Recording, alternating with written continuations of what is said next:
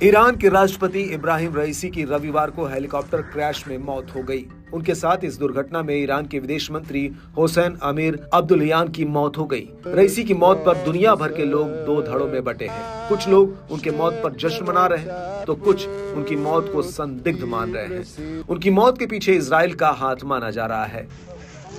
रईसी की मौत के पीछे इजराइल का हाथ कहे जाने के बाद रूस भी इस मामले में खुलकर सामने आ गया है, क्योंकि रूस अमेरिका के बीच चल रहा तनाव किसी से छिपा नहीं है। यही वजह है कि कुछ लोगों का मानना है कि अगर इसके पीछे इजराइल का हाथ है तो कहीं ना कहीं इसमें अमेरिका की भी भूमिका है, क्योंकि अमेरिका और ईरान की भी पुरानी दुश्मनी है। रूसी राष्ट्रपति व्लादिमीर पुतिन ने कहा है कि जिस हेलीकॉप्टर दुर्घटना में ईरानी राष्ट्रपति इब्राहिम रईसी और अन्य अधिकारी मारे गए हैं, उस दुर्घटना की जांच में ईरान की मदद करने के लिए रूस तैयार है।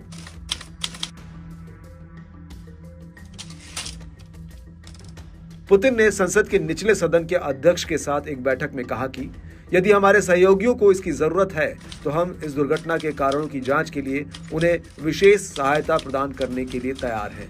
इसी दौरान उन्होंने रईसी के अंतिम संस्कार में शामिल होने के लिए ईरान की अपनी यात्रा से पहले बैठक में रईसी की मौत को बड़ी क्षति बताया। पुतिन ने कहा कि वो वास्तव में एक विश्वसनीय और आत्मविश्वास से लबरेज व्यक्ति थे, जो हमेशा अपने देश के राष्ट्रीय हितों के लिए काम करते थे। पुतिन ने कहा कि वो अपने शब्दों के पक्के व्यक्ति थे और उनके साथ काम करना खुशी की बात थी।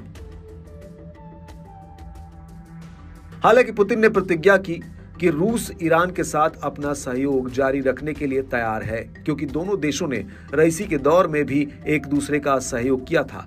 उन्होंने कहा कि हम अपनी तरफ से रूसी ईरानी संबंधों को इसी तरह जारी रखने की पूरी कोशिश करेंगे। आपको बता दें कि पुतिन और रईसी की अंतिम बैठक 7 दिसंबर 2023 को रूस में हुई थी। इससे पहले उन्होंने एक ऑनलाइन ब्रिक्स शिखर सम्मेलन में भाग लिया था। सितंबर 2022 में समरकंद में शंघाई सहयोग संगठन SCO शिखर सम्मेलन के मौके पर दोनों राष्ट्रपतियों ने कहा था कि उनके देशों के बीच सभी क्षेत्रों से सक्रिय रूप से सहयोग हो रहा है। दोनों नेताओं के बीच फोन पर आखिरी बार 16 अप्रैल को बातचीत हुई थी।